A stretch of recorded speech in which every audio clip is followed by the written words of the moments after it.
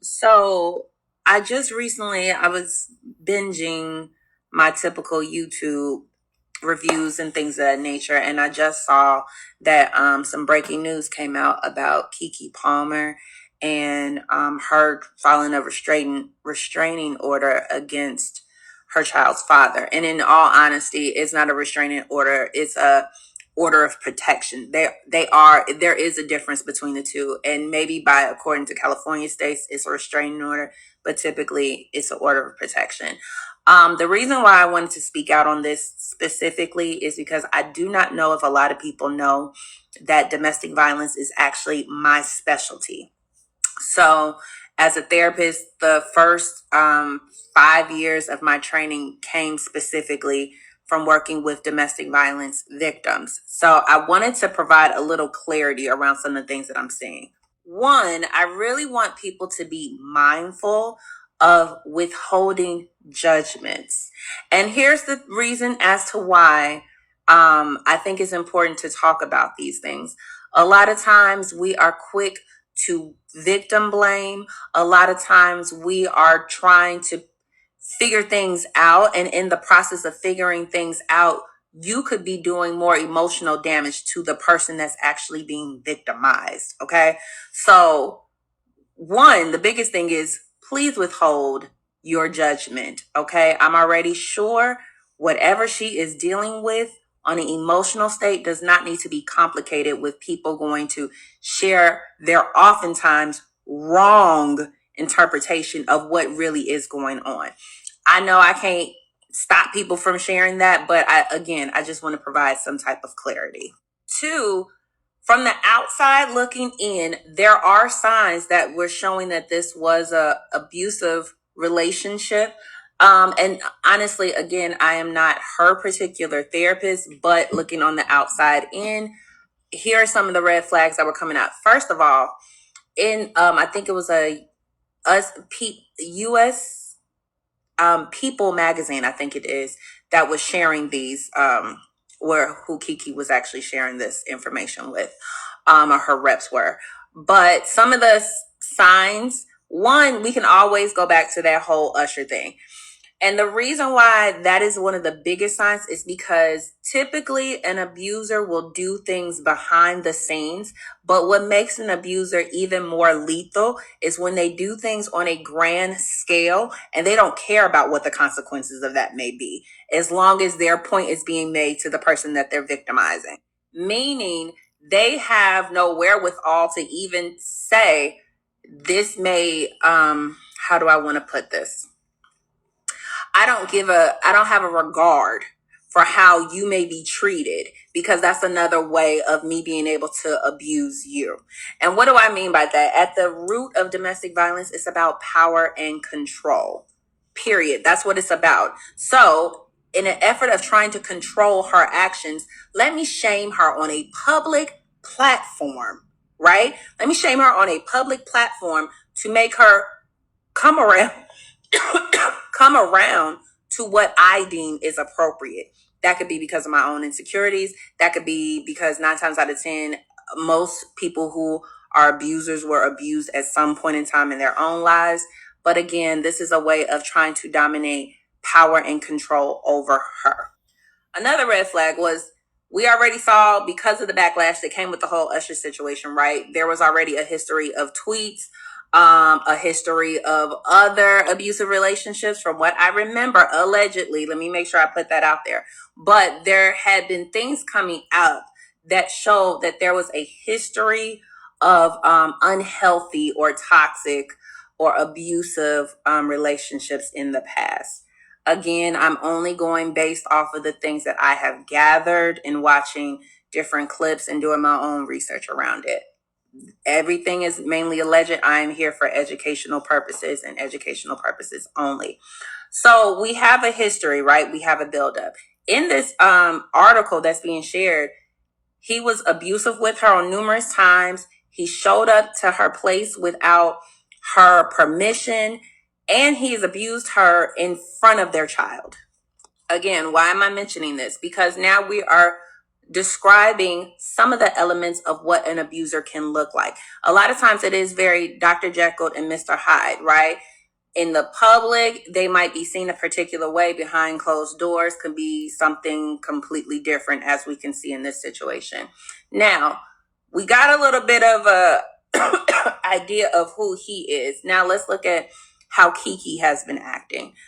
A lot of people are going to criticize her because, one, she can come across like so empowering and so, wise beyond her years.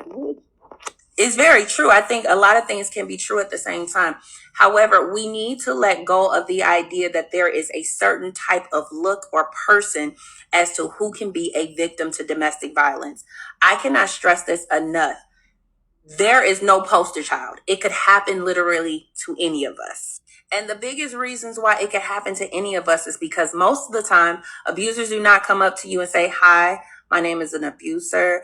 I am coming here to wreck shit up in your life and completely throw everything off that you think is appropriate or healthy and all that other good stuff," right? I'm being dramatic, but I'm trying to land this point home. Oftentimes, abusers can come off as being charming, loving, kind, everything that you desire in that honeymoon phase. That's exactly how they're going to show up, because in that time period, they are studying the person they are going to abuse. What do I mean by they are studying? They are getting to know what are the limits, what are the bounds, what pushes, and they're done in such a small, teeny, tiny ways that that's a way of them gathering information to know how to manipulate and use that against their victim. Now, in sharing all of this, right, we're getting a little bit more of an idea of when we saw Keke not really speaking on it, when we saw Keke having lives with him, I think around his birthday or whatever the case may be. Here's the thing. We don't know. I'm honestly, I'm from the things that has been shared from the article, it seems as though he was definitely more on the lethal side, and we just don't know to what severity that may have looked like, right? Because oftentimes abuse is done behind closed doors, but because they, excuse me, because of the nature of the details that she shared, it seems like they were pretty high on the acuity of how lethal this situation could have been. But the reason why I shared that is because, again, you might see Keke behaving in certain ways that we deem like, oh, she's being dumb or stupid, when in reality, it could be keeping her. Now, when I say these actions could be keeping her safe, the most lethal a situation is for somebody that is a victim of domestic violence is, one, when they are trying to leave, and two, when they are pregnant. I'm going to reiterate that. The most lethal and dangerous time for a person trying to leave a situation is when they are pregnant and when they are trying to leave the situation. Here's the part of the reason why. When we are pregnant with children, the most important things 9 times out of 10 that a woman is going to do is protect her baby, right? So that leaves you vulnerable to being especially physically abused, but also, if you think about it, emotionally abused, because the emotions are high and a little all over the place, right? Because of the hormones. So that's one reason why that is a lethal situation. However, here's another thing to take into consideration. When you are telling an abuser you are leaving, that is when you really can determine what is the lethality here, okay? Because, again, if my job as an abuser is to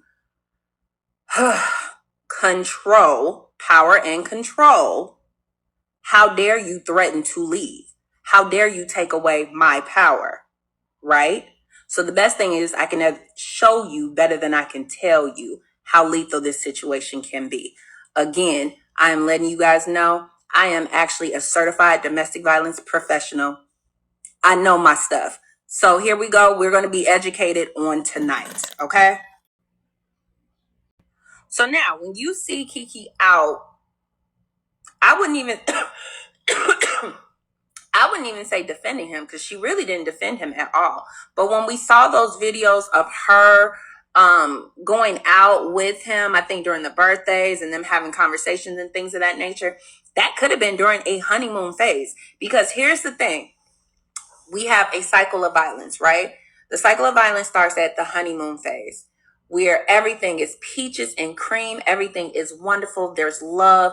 It's almost as though we found the reasons why we fell in love with this person in the first place, right?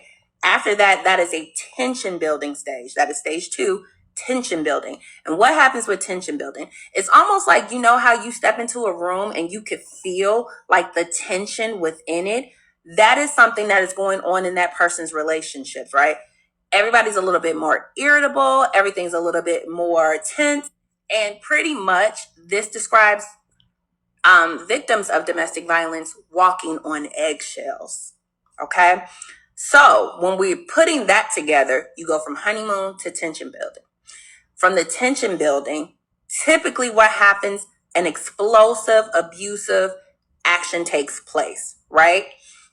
So we started from honeymoon, we went to tension building, now we're going to an actual DV incident taking place. That could be in terms of a scene being made, that can be in terms of an actual physical altercation taking place. That could be whatever those forms of violence that person has experienced, that's what that could look like, okay? And so there's 5 different categories. It can be arguably 6, but 5 categories of what DV can look like. First category, physical abuse. That's the one we all are familiar with, right? A person is actually causing physical harm. Here's another thing to think about when it comes to physical abuse. It doesn't actually have to mean that somebody actually put their hands on you, but they can create an intimidating surrounding to make it seem as though if you do something I am not approving of, physical harm could come your way. So let's say I throw this bottle, right? And instead of throwing it at the person in front of me, I throw it past them. Granted, I didn't throw it at the person, I didn't harm that person, but physically, I allowed that person to know their safety could be in danger should you do anything that triggers me to respond in a violent way. That's the first one. Second form of abuse, emotional abuse. And oftentimes with the clients that I have worked with, this is the hardest one to recover from, because you got to think about it. When you're heard negative things about yourself on a consistent basis, or you are made to feel like you're going crazy, or if you are made to feel as though nothing you do is good enough, and all the things that people may sing your praises about, if another person is saying things that could tear you down and you're supposed to be my emotional safe place, that is a form of emotional abuse. Okay. And the reason why this is harder to recover from oftentimes is because I've literally had clients that say, I'd rather for the person just to put their hands on me, because at least that scar heals. Emotional abuse is like a broken record, and it takes a lot of time to reconstruct those thoughts. Another form of abuse, spiritual abuse. Yes, you heard that correctly. Spiritual abuse. Now, I could go down a rabbit hole of what that could look like. But in the most simplest of terms, this is what I'm going to highlight. Spiritual abuse could be using things, let's say, in your spiritual readings and manipulating it to fit whatever the abuser's point of view is, right? A big one could be, you're supposed to submit to me. And I'm going to try to use a lot of non-binary terms, if I'm even using that correctly, because abuse can be man or a woman being abused. Okay. Again, there's no poster child for it. All right. But because of this situation, because it is a woman and a man going through this heterosexual, that's why I'm going to stick to these type of pronouns. So expanding on the spiritual abuse a little bit more. So it could be manipulating scripture or whatever is a part of your spirituality practices against you, right? It could be actually creating such a scene in front of your place of worship that you don't even feel comfortable having these conversations or even being with this person there, because you're not sure if that's going to be a safe place for you. Because if we think about church in the purest of forms, that should be the one place that we should be able to show up as ourselves, right? Again, that could be used against you. And a lot of times, depending on what the religion may be, a lot of times you can see abuse that's happening. And it's not just in, before other people make a smart comment, because I've seen it, it's not just in, it's not just in Muslim religion. Christianity does it as well. And the reason why I highlight those two in particular is because those are the ones that I have worked with the most. I'm pretty sure if you go into other spiritual practices, I'm sure you'll be able to find forms of abuse there as well. Another form of abuse, and this is a big one because another form of abuse, and this is a big one because a lot of times you can combine this and the two forms of abuse are working against the victim. But financial abuse. Now, what do I mean by financial abuse? If I was to give you an example, let's say abuser comes in and he is the one that makes all the money, right? A part of that could be, I'm going to make the money and I'm going to control it. So I'm only going to give you what I deem is necessary for you to have. Let's say, because now majority of us are, everybody's working, right? Let's say that a form of abuse is we're working, we're both living in the same apartment, but as a way of controlling you, I might put everything in your name and I may not pay the bill. And so imagine that you are trying to leave a situation, but you can't because this abuser has put you in such a financial state that you can't even get a chance to leave, which is another form of control, right? They're holding that. Another form of this too, I had one client in particular. They were a model. And so the abuser would be intentional about leaving marks where they could be seen. So now when she's trying to go out to get jobs, guess who's not getting booked? Because there's abuse marks that's shown, and now other people are not comfortable working with them. So now not only have you messed me up financially, but you're also physically abusing me. And now emotional abuse, because now I have to deal with all the trauma that is associated with people knowing what's going on in my household. So in the most basic of forms, these are forms of abuse. Okay. With that being the case, I want you guys to think about how much people have judged Keke, people have talked about Keke, people have made these accusations towards her and how she should and should not move within this relationship, right? One thing I also want you to take into consideration, it typically takes someone 8 to 10 times to leave a situation. Okay. A part of that is building up the confidence to leave. A part of it is finding the right strategy to leave. A part of it is making sure you could safely remove yourself from the situation so that you or nobody that's associated with this situation will be in harm's way.